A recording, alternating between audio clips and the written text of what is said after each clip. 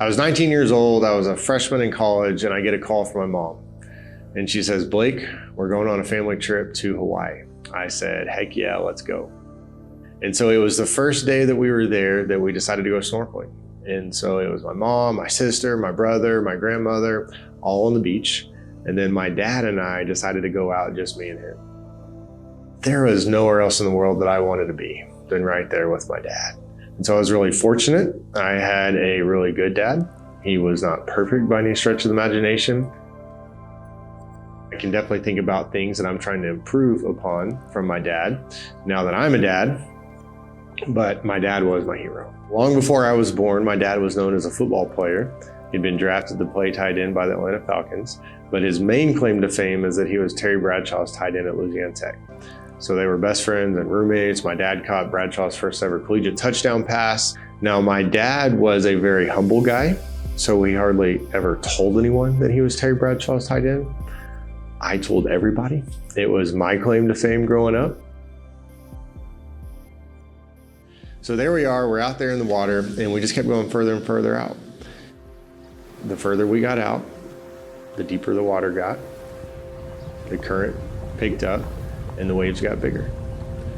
And there was a point where I realized I don't know where my dad is anymore. And I slightly panicked because I felt like I was alone. And so I'm looking through the waves, where'd my dad go? Where'd my dad go? And then I saw him.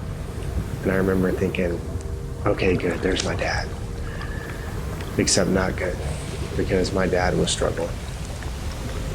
And my dad looked right at me, and my dad had this really big, deep, booming voice. But my dad yelled out with more like a soft whimper, like, I need help. I need help. And so I swam to him as quickly as I could. But by the time I reached him, he was underneath the water and he was unconscious, just kind of floating there. And so I dove down, I wrapped my arms around my dad, I brought him back up to the surface and began to swim with him to the shore. And there was a point where I didn't think I was gonna make it anymore. I was just exhausted. And at that time, a nearby snorkeler showed up and he began to help me. And then the lifeguards saw what was happening. They showed up, they got my dad on a surfboard, brought him to shore, and they started doing CPR. And as I stood next to my dad, I did the only thing that I knew to do. I cried out to God, God, would you please save my dad's life? And I really thought that at any moment my dad was gonna come to. I thought his eyes were gonna kind of flicker open, the water's gonna come out of his mouth. Never happened. And my dad ended up drowning. In a matter of minutes, I went from one of the best days of my life to the worst. And I began to ask myself some questions. How are we about to make it without my dad? How am I gonna make it without him? So fast forward a couple hours, and now we're back in the condo, and I'm sitting on the edge of the bed in the back bedroom by myself, still just in total shock. And my mom appeared in the doorway holding something. And she said, Blake, I have found something in your dad's briefcase, something that I know he was going to give you on this trip.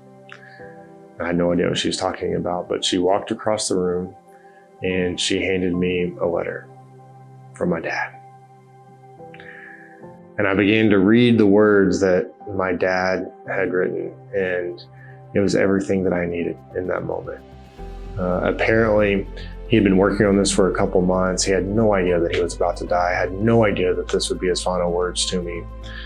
But as I read this letter, a sense of peace just came over me.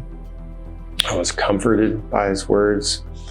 I felt hope that I was gonna make it. And then I felt incredibly loved. Like, do not tell me that my dad did not love me. My dad took the time to put it down on paper.